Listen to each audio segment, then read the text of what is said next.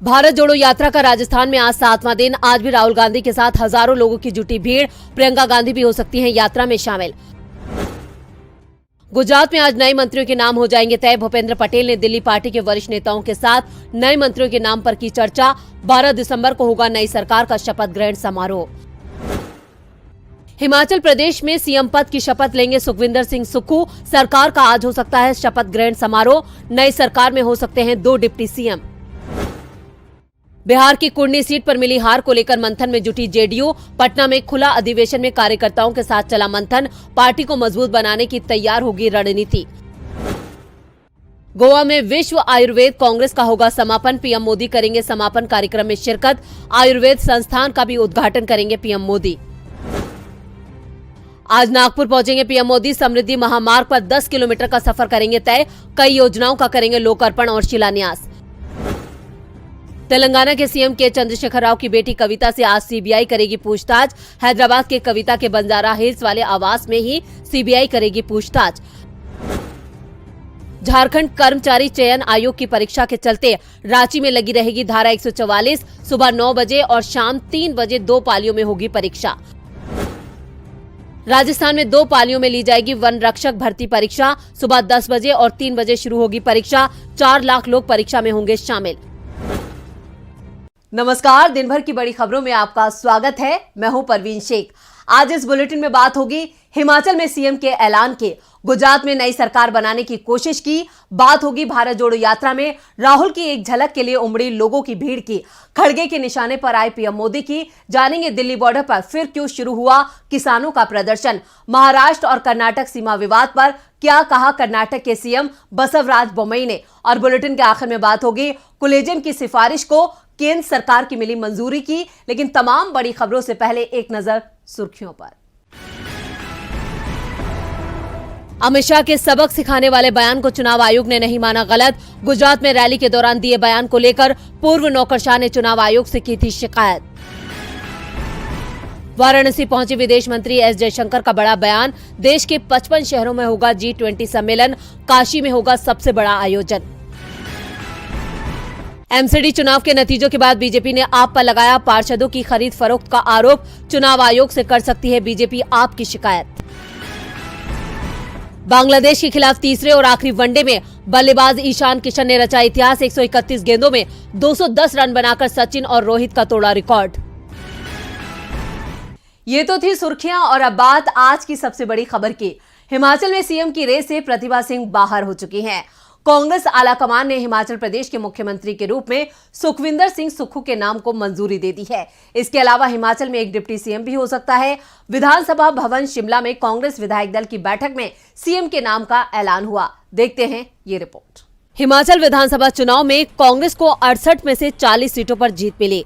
बहुमत मिलने के बाद पार्टी ने शुक्रवार को ही विधायक दल की बैठक बुला ली। बैठक के लिए पर्यवेक्षक के तौर पर पार्टी की ओर से छत्तीसगढ़ के सीएम भूपेश बघेल, हरियाणा के पूर्व सीएम भूपेंद्र सिंह हुड्डा और हिमाचल के प्रभारी राजीव शुक्ला को जिम्मेदारी दी गई। शुक्रवार रात 8 बजे विधायक दल की बैठक हुई और पार्टी की परंपराओं के अनुसार विधायकों ने नेता का चुनाव हाईकमान पर छोड़ दिया।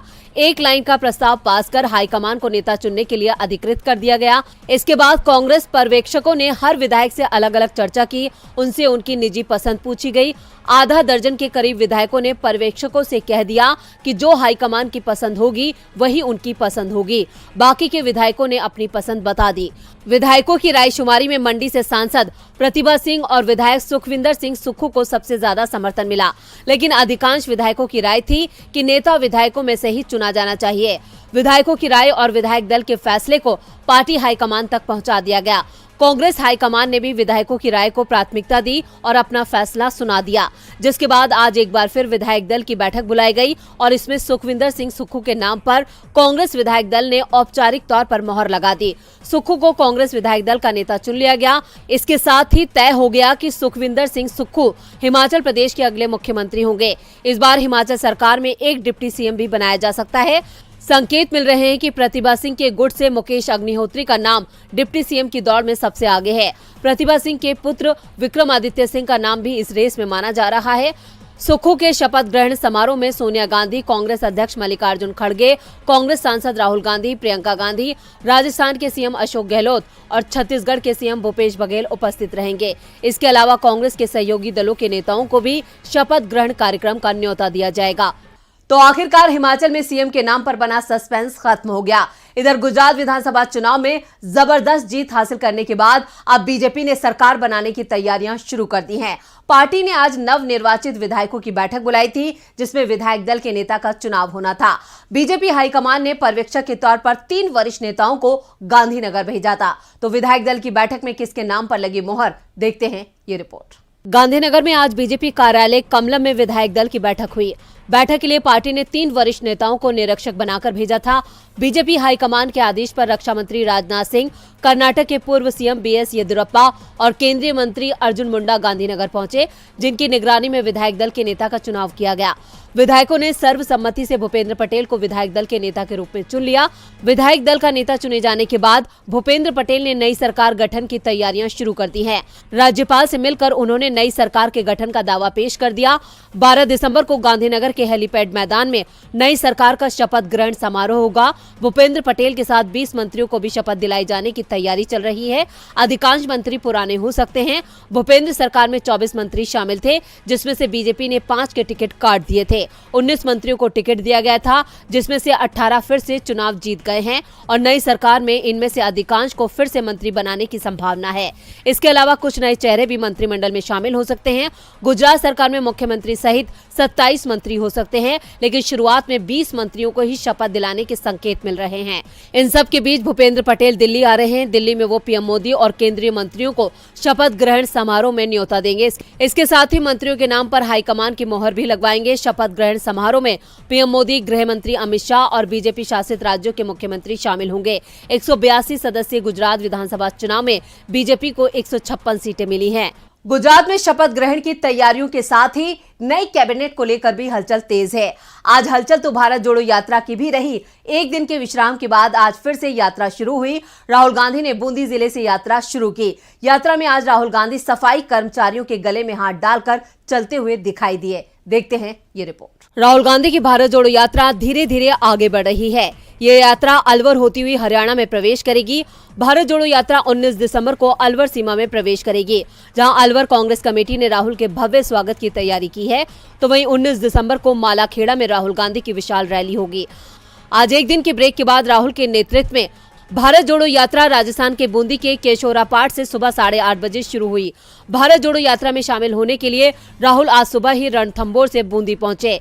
यात्रा में राहुल के साथ कांग्रेस दल के नेता अधीर रंजन चौधरी, सीएम अशोक गहलोत, गोविंद डोटासरा, अशोक चांदना साथ चल रहे हैं। भारत जोड़ो यात्रा केशोरापाटन में लाल सोट कोटा हाईवे पर आगे बढ़ रही है। राजस्थान में भारत जोड़ो यात्रा के छठे दिन राहुल गांधी ने सफाई कर्मियों से बात की। राहुल उनके गले में हाथ डालकर लंबी दूरी तक चले। इससे पहले आज करीब 10 किलोमीटर सफर में अलग अलग धर्म के गुरु भी राहुल से मिलने पहुंचे। राजस्थान के साथ देश के परिदृश्य को लेकर राहुल ने उनसे बातचीत की। यात्रा की तस्वीरें साझा करते हुए कांग्रेस ने लिखा, कुछ पल का विराम था, फिर चल पड़े सफर पर हम। भारत जोड़ो यात्रा ने आज छोटी काशी बूंदी जिले से शुभारंभ किया। इन तस्वीरों में साफ देखा जा सकता है कि राहुल की यात्रा में आज भी गजब की भीड़ जुटी है। लोग राहुल को देखने के लिए छतों पर इंतजार करते नजर आए। आपको बता दें कि सोनिया गांधी का जन्मदिन सेलिब्रेट करने के लिए राहुल और प्रियंका भी रणथंभौर पहुंचे थे। अब राहुल ने बूंदी आकर फिर से भारत जोड़ो यात्रा शुरू कर दी है। वहीं 10 दिसंबर को यात्रा में महिलाएं चलने वाली थी। कहा जा रहा है कि प्रियंका गांधी की वजह से यात्रा में बदलाव किया गया है। अब 12 दिसंबर को महिलाएं राहुल और प्रियंका के साथ भारत जोड़ो यात्रा में शामिल होंगी। 12 दिसंबर की यात्रा को खास बनाने के लिए इसमें कांग्रेस की महिला नेताओं को भी आमंत्रित किया गया है। 12 दिसंबर को चलने वाली यात्रा को महिला शक्ति पदयात्रा का नाम दिया गया है। राहुल की एक झलक के लिए लोग अपने घरों की छतों पर इंतजार करते दिखे। तो वहीं आज कांग्रेस अध्यक्ष मल्लिकार्जुन खड़गे भी भारत जोड़ो यात्रा की तारीफ करते नजर आए। इसके साथ ही खड़गे ने एक बार फिर पीएम मोदी पर निशाना साधा। तो क्या कहा खड़गे ने, देखते हैं ये रिपोर्ट। कांग्रेस अध्यक्ष मल्लिकार्जुन खड़गे कांग्रेस की मजबूती को लेकर लगातार सक्रिय हैं। तो वहीं राहुल गांधी की भारत जोड़ो यात्रा से भी खड़गे को काफी उम्मीदें हैं। देश में नफरत खत्म करने के लिए राहुल गांधी हजारों किलोमीटर पैदल यात्रा कर रहे हैं। राहुल ने भारत जोड़ो यात्रा से कांग्रेस को मजबूत करने के साथ साथ अपनी छवि को भी बदल दिया है। आज राहुल एक सशक्त नेता के तौर पर पहचान बना चुके हैं। कांग्रेस अध्यक्ष मल्लिकार्जुन खड़गे ने कहा कि हिमाचल में भारत जोड़ो यात्रा का असर हुआ है, इसलिए कांग्रेस ने वहां जीत दर्ज की है। खड़गे ने पीएम मोदी पर आरोप लगाते हुए कहा कि बीजेपी सिर्फ कांग्रेस के बनाए संसाधनों को बेचकर अपना काम चला रही है। पीएम मोदी ने अपने शासन में कोई सार्वजनिक उपक्रम खड़ा नहीं किया, बल्कि प्राइवेटाइजेशन के नाम पर कांग्रेस की बनाई सार्वजनिक कंपनियों को बेचने का काम कर रही है। खड़गे ने पीएम मोदी को चुनौती देते हुए कहा, अगर उनमें हिम्मत है तो देश की जनता को बताएं उन्होंने देश के विकास के लिए क्या काम किया है, उन्होंने कौन से सार्वजनिक उपक्रम बनाए हैं। खड़गे यही नहीं रुके, बल्कि उन्होंने गुजरात को लेकर भी पीएम मोदी को घेरा। खड़गे की माने तो गुजरात में बीजेपी ने गुजराती अस्मिता के नाम पर जीत दर्ज की है। पीएम मोदी ने गुजरात चुनाव प्रचार में विक्टिम कार्ड खेलकर लोगों की भावनाओं को भड़काया और गुजराती होने के नाते लोगों से वोट मांगे। साथ ही खड़गे ने ये माना कि वो गुजरात में कांग्रेस की हार पर गहन मंथन करेंगे। खड़गे ने कहा, मोदी जी पहले भी परिवारवाद की बातें कर सीएम बने और अब यहाँ भी वही बातें कर रहे हैं। आखिर कब तक यही बातें करते रहेंगे? पीएम मोदी कुछ काम करके दिखाएं, जैसा पंडित जवाहरलाल नेहरू जी ने किया था। मल्लिकार्जुन खड़गे ने बताया कि वो काफी संघर्षों से यहाँ तक पहुंचे हैं। उन्होंने कभी हार नहीं मानी। उन्होंने कहा कि जिंदगी में चाहे कितनी भी चुनौतियां आए, कभी हार नहीं मानो। गरीब से भी गरीब परिवार में जन्मे मल्लिकार्जुन खड़गे ने काफी छोटी उम्र में ही अपने माँ और भाई बहनों को खो दिया था, लेकिन उसके बाद भी उन्होंने हार नहीं मानी। खड़गे का साफ कहना है कि कांग्रेस भी कभी हार नहीं मानेगी और एक बार फिर सत्ता में वापसी करेगी। खड़गे ने अपने बयान से बीजेपी को आज ये संदेश दे दिया है कि कांग्रेस फिर से सत्ता में वापसी करेगी। वापसी तो किसानों ने भी कर ली है। कृषि कानून के खिलाफ किसानों का आंदोलन 1 साल तक चला। किसान तभी वापस लौटे जब सरकार ने कृषि कानून वापस ले लिए। सरकार ने किसानों के साथ समझौता किया, उनकी मांगों पर लिखित में आश्वासन भी दिया, लेकिन ये आश्वासन जब पूरे नहीं हुए तो किसान एक बार फिर दिल्ली लौट आए हैं। दिल्ली हरियाणा के टिकरी बॉर्डर पर एक बार फिर किसानों का प्रदर्शन शुरू हो गया है। किसानों की मांग है जो लिखित आश्वासन सरकार ने 1 साल पहले दिए थे उन्हें पूरा किया जाए। 2 साल पहले 26 नवंबर 2020 को किसानों ने दिल्ली के बॉर्डर पर नए कृषि कानून के खिलाफ आंदोलन किया था। किसानों का आंदोलन 1 साल तक चला। किसानों के आंदोलन के बाद मोदी सरकार को बैकफुट पर आना पड़ा। सरकार ने कृषि कानून वापस ले लिए, लेकिन किसानों ने आंदोलन समाप्त नहीं किया। उनकी दूसरी मांगों पर जब तक सरकार ने लिखित में आश्वासन नहीं दिया, तब तक किसानों का आंदोलन चलता रहा। बाद में सरकार ने किसानों की सभी मांगे मानने का आश्वासन किसान मोर्चा को दिया, लेकिन 1 साल गुजर जाने के बावजूद किसानों की कोई भी मांग अभी तक पूरी नहीं हो पाई है। सरकार ने किसानों की मांग नहीं मानी तो किसान एक बार फिर आंदोलन की तैयारी में जुट गए हैं। आज टिकरी बॉर्डर पर हजारों की संख्या में किसान पहुंचे और प्रदर्शन शुरू कर दिया। भारतीय किसान एकता के अध्यक्ष लखविंदर सिंह ओलख ने कहा, जब तक एमएसपी की गारंटी नहीं मिलेगी और किसानों पर दर्ज मामले वापस नहीं लिए जाएंगे, किसानों का प्रदर्शन चलता रहेगा। उन्होंने आंदोलन के दौरान जिन किसानों की जान चली गई, उन्हें शहीद का दर्जा दिए जाने की भी मांग की। टिकरी बॉर्डर के अलावा किसान मोर्चा से जुड़े संगठन सिंघू बॉर्डर पर भी जुटे। कृषि कानून के खिलाफ आंदोलन में सिंघू बॉर्डर ही आंदोलनकारियों की रणनीति का केंद्र बना था। सिंघू बॉर्डर पर बने राजीव गांधी एजुकेशन सिटी के पास किसानों ने बैठक की। इस दौरान किसान आंदोलन के दौरान जिन किसानों की जान गई, उन्हें श्रद्धांजलि दी गई। किसानों के तेवरों से साफ है कि एक बार फिर किसानों का बड़ा आंदोलन शुरू हो सकता है। किसान फिर से मोदी सरकार की मुश्किलें बढ़ा सकते हैं। मुश्किलें तो बीजेपी की कर्नाटक महाराष्ट्र सीमा विवाद ने भी बढ़ा दी है। इस मसले पर शुक्रवार को महाविकास आघाड़ी के सांसदों के एक प्रतिनिधि मंडल ने गृह मंत्री अमित शाह से दिल्ली में मुलाकात की थी। इसके बाद अब कर्नाटक के मुख्यमंत्री बसवराज बोम्मई का बयान सामने आया है। कर्नाटक के मुख्यमंत्री बसवराज बोम्मई ने बेलगांव जिले को लेकर महाराष्ट्र और राज्य के बीच एक बार फिर भड़के सीमा विवाद को लेकर हुंकार भरी है। उन्होंने कहा कि कर्नाटक सरकार सीमा मुद्दे पर कोई समझौता नहीं करेगी। मुख्यमंत्री बसवराज बोम्मई ने कहा कि केंद्रीय गृह मंत्री से मिलने वाले महाराष्ट्र के प्रतिनिधिमंडल से कोई फर्क नहीं पड़ेगा। महाराष्ट्र ने पहले भी ये कोशिश की है। मामला सुप्रीम कोर्ट में है। हमारी सरकार सीमा मुद्दे पर कोई समझौता नहीं करेगी। सुप्रीम कोर्ट में हमारा मामला मजबूत है। हमारी सरकार इस मामले में कोई समझौता नहीं करेगी। राज्य के कानूनी रुख को लेकर वो भी जल्द ही केंद्रीय गृह मंत्री से मुलाकात करेंगे। सीएम बोम्मई के इस बयान के अब कई मायने निकाले जा रहे हैं। अपने इस बयान में सीएम बोम्मई केंद्रीय गृह मंत्री अमित शाह को चुनौती देते दिख रहे हैं या फिर उन्हें अमित शाह पर भरोसा नहीं है। इस बीच कर्नाटक के मुख्यमंत्री बसवराज बोम्मई ने केंद्रीय गृह मंत्री अमित शाह से बात की। इस दौरान उन्होंने शाह को मौजूदा हालात की जानकारी दी। इस दौरान उन्होंने कहा कि जल्द ही राज्य सरकार सीमा विवाद के मुद्दे पर चर्चा के लिए एक सर्वदलीय बैठक बुला सकती है। आपको बता दें कि शुक्रवार को एमवीए के सांसदों ने सुप्रिया सुले के नेतृत्व में दोनों राज्यों के बीच गृह मंत्री अमित शाह से मुलाकात की थी। इस दौरान प्रतिनिधिमंडल ने शाह को बताया कि महाराष्ट्र और कर्नाटक के बीच सीमा विवाद अब उस स्तर पर पहुंच गया है कि उससे हिंसा भड़क सकती है। उन्होंने जल्द ही इस मामले में गृह मंत्री से हस्तक्षेप की मांग की थी। एमवीए के सांसदों से मिलने के बाद गृह मंत्री अमित शाह ने महाराष्ट्र और कर्नाटक के मुख्यमंत्रियों की बैठक बुलाई है। ये बैठक 14 दिसंबर को होने वाली है। इससे पहले कर्नाटक के सांसदों का प्रतिनिधिमंडल भी शाह से मुलाकात करेगा।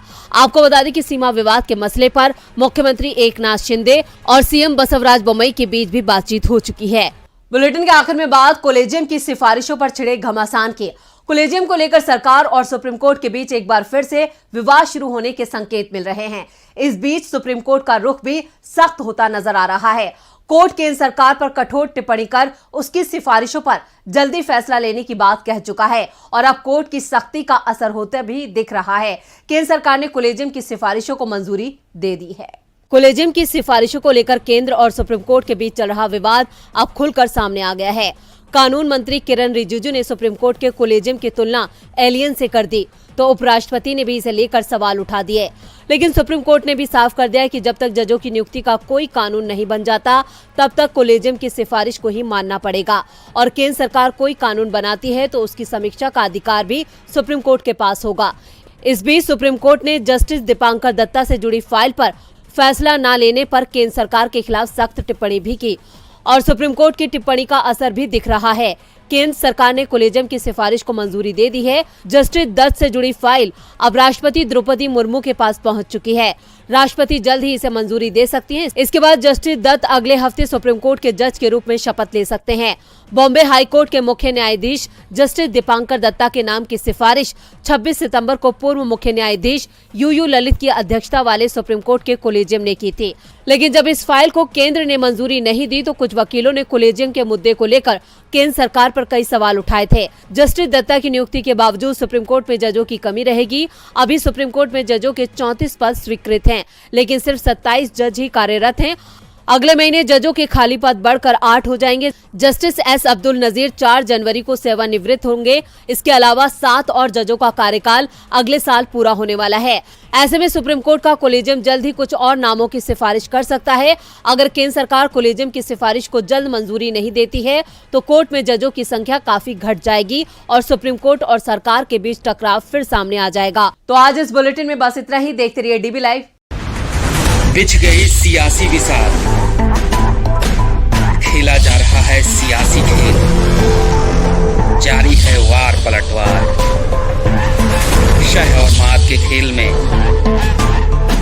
बनाई जा रही है रणनीति। कौन पड़ेगा किस पर भारी, ये कभी भी सिर्फ हस्तक्षेप.com पर अमलेंदु उपाध्याय के साथ